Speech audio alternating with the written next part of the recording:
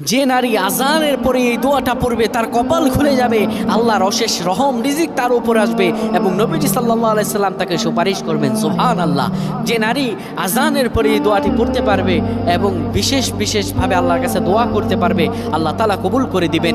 আজান একটি মানুষকে আহ্বান করা হয় যখন নামাজের জন্য। আজানের সময় দেখবেন অনেক সময় কুকুর ডাকাডাকি করে। এই যে কুকুর ডাকাডাকি করে এটিরও কারণ রয়েছে। অনেক সময় কুকুরেরা আওয়াজ শুনে ডাকাডাকি করে, আবার অনেক সময় কুকুরদের উপর দুষ্ট জিনেরা ভর করে, বিভিন্ন কারণে বিভিন্ন কুকুররা ডাকাডাকি করে।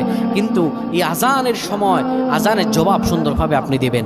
আজান শেষ হয়ে যাওয়ার পরে আপনি দোয়াটি পড়বেন। দোয়াটি হলো আল্লাহুম্মা রব্ব হাযিদ দাওয়াতিত তাম্মা والصلاة القائمة آت محمدا الوسيلة والفضيلة والدرجة الرافعة وابعثه مقاما محمودا الذي عده وارزقنا شفاعة يوم القيامة إنك لا تخلف الميعاد।